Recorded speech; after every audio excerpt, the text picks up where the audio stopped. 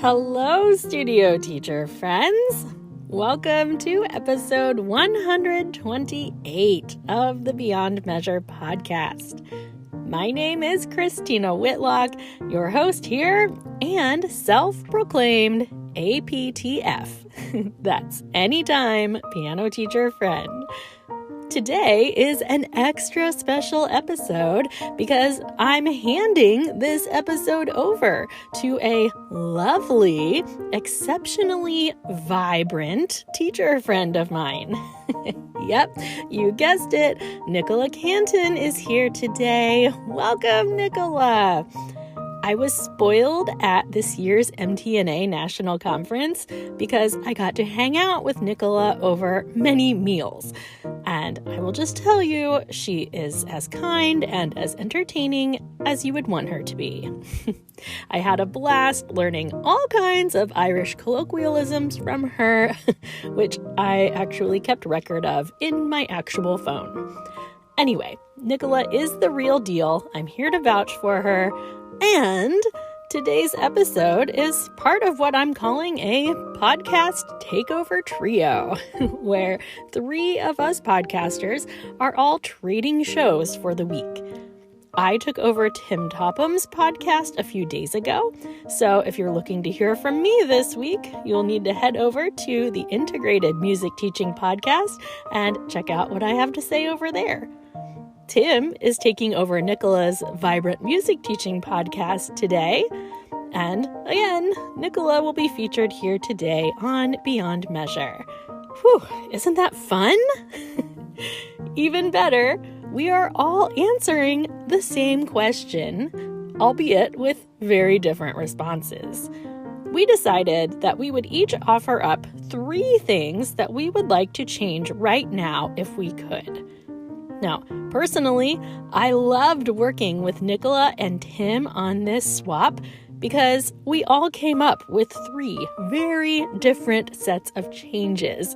Yet, I know that they are going to give you, the listener, lots of things to think about. So, without further delay, I give you Nicola Cantan, host and creator of the Vibrant Music Teaching Podcast, with her 3 desired changes.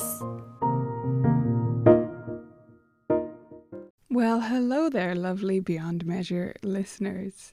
If we haven't met before, my name's Nicola Cantan, and I'm so delighted to be with you today. Thank you so much to Christina and to Tim for doing this little experiment with me. I think it's a really fun thing to do together. So we deliberately chose a bit of a open-ended topic so that we could each adapt it to our own styles, and hopefully it'll be really interesting for you to see how each of us approach this. I wanted to take a minute to talk about how I approach changes in general, not just how I was preparing for this show, but how do I think about changes in a way that makes me be able to take action on them at the right time of year. So for me, a lot of the changes have to happen around now, or I prepare for them a little bit before this time of year, which is May, because I'm getting ready for the following school year. So I need to make those changes. If they're business changes or even teaching things, I need to prepare for them so that I can implement them. I can send things out to parents before the school year wraps up, and then the things change over the summer when we're all off, and then it kicks into effect in September when we come back. So I try to keep track throughout the year of things that I might want to change for the next year, because I believe our studios are constantly evolving. We don't figure it out, set it up, and then leave it. That's just not how things work. You're going to tweak things as you go. And I think it's one of the biggest things that can hold newer teachers back is that they're thinking they have to fix it all and get it all in place. And then when it's not quite right, their first year or their second year or their third year, they're thinking, oh my gosh, I failed. I messed it all up. No, you didn't. That was just one iteration. Now you're going to go on to the next. 3.0, 4.0, you just keep going. You just keep evolving your studio. So I try to make these little notes to myself throughout the year about things I might like to change without recrimination, without getting upset with myself because I put them that way in the first place. Now, what am I taking note of? I'm taking note of things that in some way get on my nerves, things that make me put my head on the desk and sigh. We all have those things, don't we? Things that give me a hollow in the pit of my stomach. If you get that sinking feeling dealing with something, well, that might be an area that needs to change because no one needs that feeling. Or things that make my head spin when I'm not supposed to be working. So what is it that keeps me thinking about work on a Sunday when I'm not supposed to be working at all? If it's getting tangled up in my thoughts and I can't relax, something has gone wrong there. So that's my goal, is to think about those things as I go through and start to jot down some notes or just mentally note to myself, what is it that I might like to make a change on? With that in mind, let me share my 3 changes I'm thinking about right now.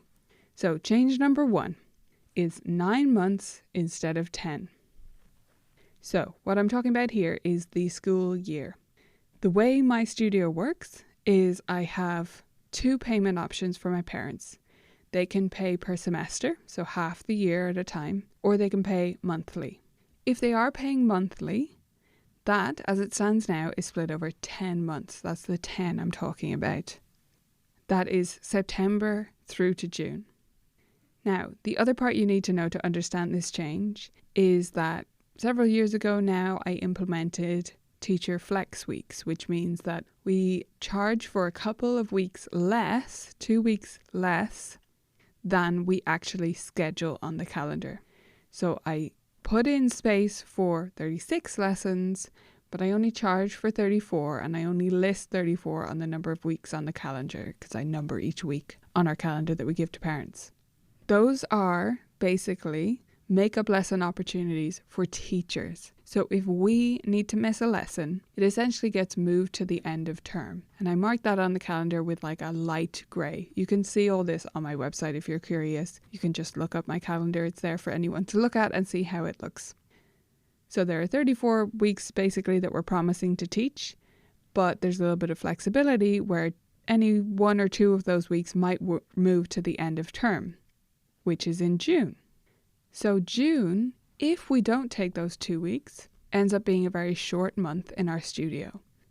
And maybe we take 1 of the weeks, so we're finishing in the middle of June. Even if we take both, we don't quite get to the end of June. That's just the way the terms stack up here. Almost as soon as the year started this year, and I had a new way of showing this on the calendar. This was sort of the system before, but I changed a little bit how we communicated it and how we showed it on the calendar, which I like that change. But back in September, when we started this school year, I had that sinking feeling. And the sinking feeling was, what are parents going to think when we get to June if we're not making up lessons and therefore they're finishing? They have like 1 or 2 weeks in June and they're paying us the same amount. Now, my parents don't have a problem with the flat monthly payments. They get it. It's never been an issue for me. I explain it very simply, and they understand that they're paying basically installments of a monthly fee. However, that just doesn't feel super good when we're looking at a month where there's only 2 lessons. And while I think it seems perfectly fine in the middle of the year, because again, they get that they're going to continue in the studio and whatever. If we're at the end of the year, and if a parent is thinking, we're not coming back in September, well, technically, they have no reason to pay us for June, right? Because we're not even going to chase them on it in any intense way before they finish. Because, I mean, I will intend to chase people up on it and be really careful with that. But still, if they're finishing up, what are they really losing if they don't pay us that full monthly payment? And the issue with that is part of that monthly payment is paying for previous lessons, essentially, that have already happened, because that's the way flat monthly tuition works. Sometimes a parent has actually sort of not paid you, if you worked it out on a lesson by lesson basis, for previous lessons that have already happened. So I realised this pretty early on in September, but I had already sent everything out. And honestly, most people are going to be honest. Most people are going to understand. Few people quit anyway, so they understand, they have to come back in September, and obviously they need to settle their account to do that. So I don't think it's going to be a real issue. but it does make me pretty uncomfortable. I feel like I've opened us up to an issue, to possible delinquent payments. So that's why my first change, which I am implementing, and I am honestly the most stressed about, is switching to payment over 9 months instead of over 10. So it's still flat monthly payments, but it's split over September to May, and then June is essentially just a bonus. They don't have to pay us anything. They're still attending lessons, but it's like a bonus. So this change is the most stressful for me, for sure, because if parents don't read carefully, if they don't really read my email, listen to what I say, I'll probably record a video as well just to be kind of cover my bases. But if they kind of ignore me and then just open the price list, they're going to go, what? It's going up by how much? Because for the monthly payments versus this year, it looks like there's a huge jump. Now, we are also increasing our fees. That's a standard thing I do. I'm not really worried about that. We're just keeping up with inflation, which is high, but, people understand what's happening at the moment. I'm not expecting that to be a major issue for most parents. But if they don't pay attention to what I'm saying and what I'm explaining about the 9 months versus 10, then they are going to get some sticker shock. And that's what I'm not looking forward to. But I have to go ahead with it because, as I say to other people, you have to make these moves in your business. You have to make the changes to create the business you want. You can't stop yourself from doing that just because there might be, in that moment, pushback or uncomfortable conversations. All right, we got the really stressful one out of the way. So let's go on to change number 2, which is more of a teaching change. And that is that my big focus for my teaching in general is to try and get my students to play with more feeling, more emotion next year. So I have one of these kind of focuses every year. For example, 3 years ago, it was grit and growth mindset. I worked on ways to include that more. And then the year after that, it was active listening, trying to get students to listen actively and little things about that. It's sort of a theme, but it's a quiet theme that is just really for me. It's not even something I really cover with the other teachers a lot. It might come up in conversations, but it's not something where I'm telling them, this is our theme for the year, you need to focus on this. No, they're developing their own teaching skills. This is more something I choose for myself as a general focus that I can keep coming back to periodically throughout the year and say, have I done more this year to improve us in this area? And then after that year, some things carry on. It's not so much a main focus, but some things continue. And, grit, for example, is very much a part of our studio, and little things we do that really started during that year work to build up students' grit and their sense of what growth mindset is and sort of healthy attitudes to that. So I am always questioning what isn't working about my teaching. And that's not because I'm being a perfectionist or criticizing myself. I definitely don't do it with that attitude. I believe I do this in quite a healthy way. All I'm saying to myself is, hey, nobody's perfect, So there's going to be something that isn't ideal about your teaching. Always and forever. Even if you teach until you're 172, there's going to be something that you could do better. So what is it right now? What's the big thing that's looking me in the face and saying, this could be better? And for me at the moment, it's been my students playing with more feeling. This is something, honestly, that came kind of naturally to me in my own playing, especially as I got into my teen years. I loved just letting out all the teenage angst when I was sitting at the piano. It didn't show on my face, so I think that's my own weakness, but in my actual playing, I believe it was one of my strengths. I didn't find playing piano easy. I wasn't naturally gifted in any particular way. Reading was okay, but not super easy. Rhythm, the same. Technique was harder for me, I'd say, than most because I have hypermobility in all my joints, but my hands being relevant to piano. And so this is one thing that I was maybe naturally good at. And it's really important for us to recognize what came naturally to us, because those are usually the things we're weakest at teaching. Because we didn't have to work hard at them. We didn't have to be taught them. And so we often don't teach them at all, or we teach them in a very weak way because we just think it's instinct. But it's not instinct to everyone. And I've noticed in my own students that Often while their performance will be technically proficient and have everything in place that it's supposed to have, they're kind of missing the feeling behind it. And so that's my big focus for next year and the change I want to make in my own teaching. I have a few different experiments I'm trying with getting students to make emotional faces and tell stories and describe pictures about different emotions. But I'm going to record a whole separate episode of my own podcast on my own podcast feed for that because, yeah, it's a whole other thing, right? But that's one change that I'm working on, trying some experiments with already, and is going to be my big focus for next year that bubbles away quietly in the background behind all the other projects I'm doing. Change number 3 is an example of a really simple one that I'm glad I noticed, that it takes a lot of careful observation of yourself to notice these kinds of things.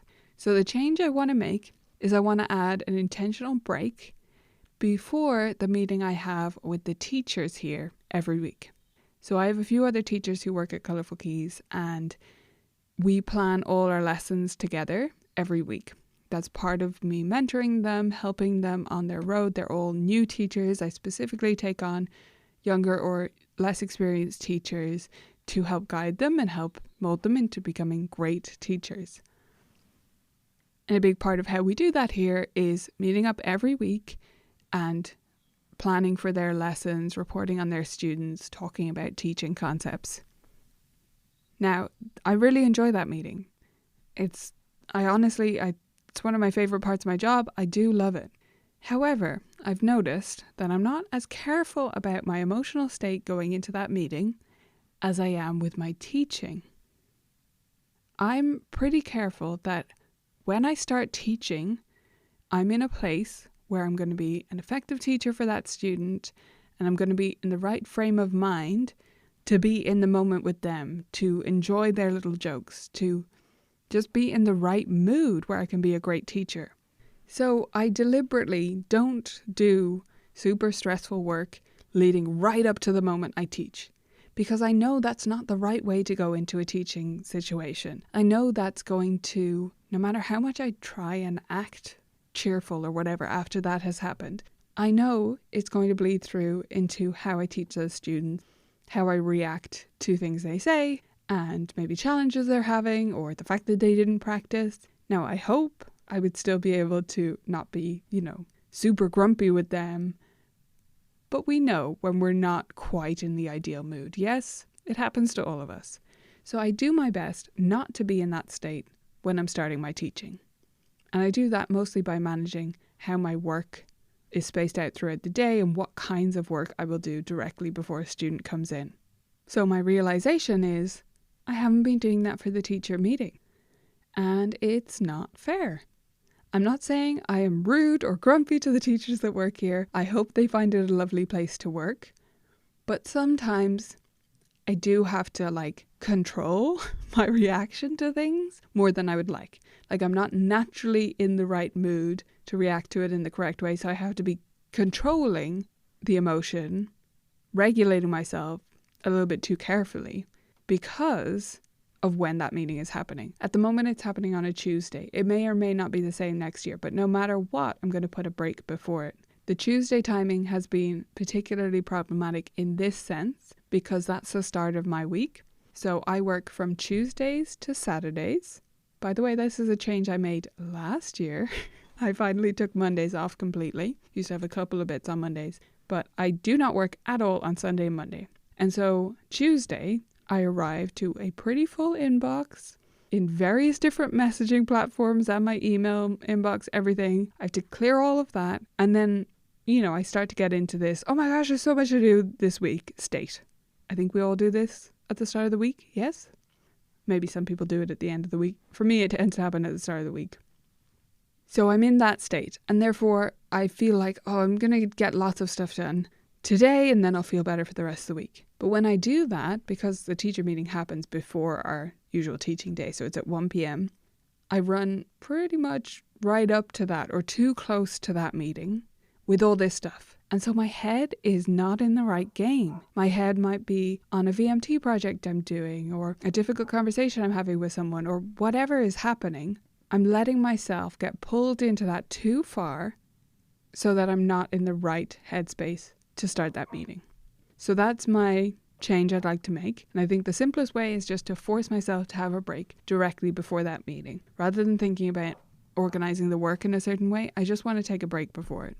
And for me, I need it to be something novel that I don't do in the rest of the week.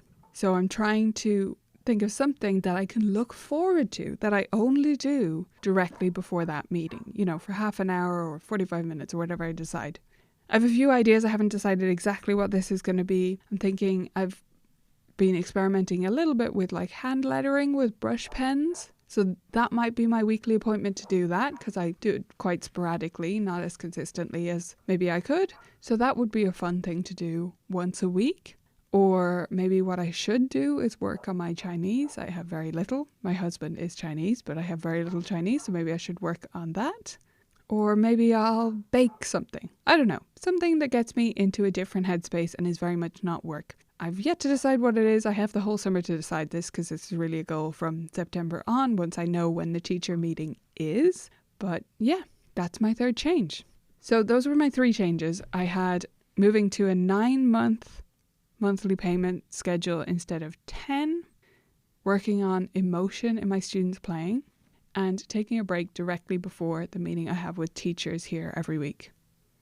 I'm going to give you one bonus thing, and it's a bonus because I haven't decided what I'm going to do as of recording this episode. It's the thing I'm least sure about right now, but I know I need to make a change in the area of my group workshops, when they're scheduled, what exactly they look like, to try and increase the number of students attending them, because it has gone down since we came back after COVID. So that's my still up in the air change that you can take as a bonus. And yeah, maybe you'll have some suggestions for me about a great way that you've made it work in your studio. There's so many different ways to handle your group workshops. And I've tried many different things, and I keep experimenting. Many things have worked for a certain period of time and then stopped working, or I've needed to change something. So it's something that I think is pretty much in flux each year in my studio, and I'm okay with that.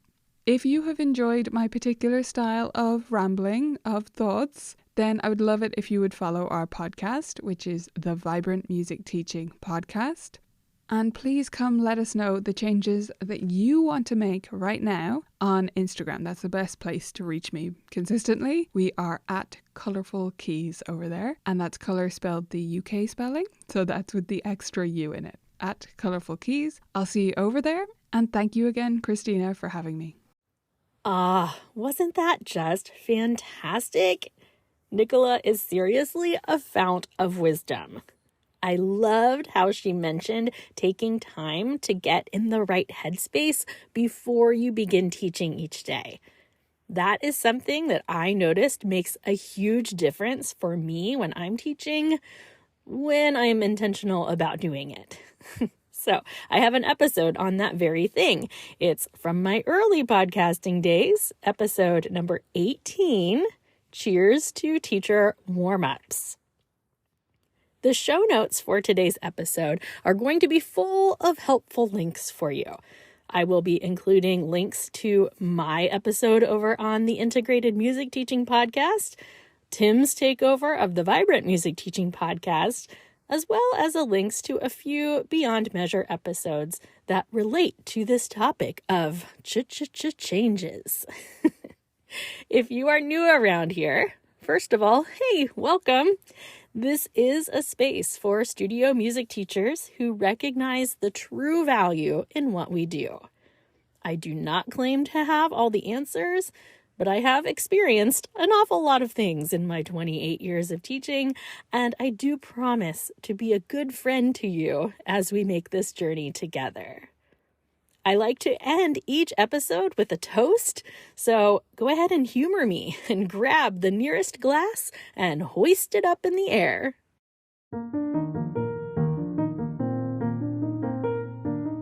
Studio music teacher friends from all over the world, today, I hope you are encouraged to consider the changes that you would make if you could.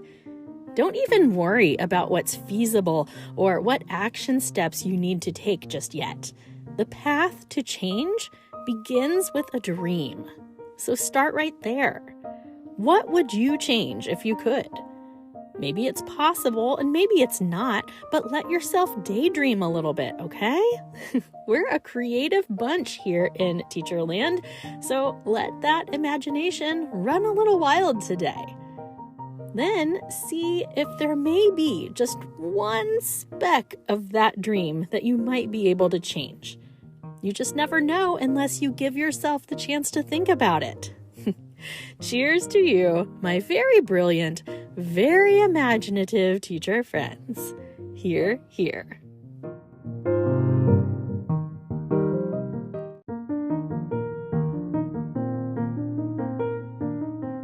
Thanks again for joining me here today on the show, my friends. I do hope that you'll tune in again next week because I am kicking off my first ever summer series here on the podcast. I am calling it the Beyond Measure Summer Bookshelf Tour, and each week I'm going to be highlighting a different book that has made a big impact on me as a teacher and as a creative. So I know that I am always fielding requests for me to share my favorite reads with others, so I thought I would just spend this summer offering a glimpse into a few of my favorites. Does that sound fun? I hope so. I'm really excited about it anyway, so make sure that you join my Facebook group, Teacher Friends of the Beyond Measure podcast, because we'll be sharing some book club details there as well. As always, come find me on Instagram and Facebook at Beyond Measure Podcast, or send me an email over at beyondmeasurepodcast@gmail.com. Thank you so much, my friends. Onward and upward toward dreaming up those changes.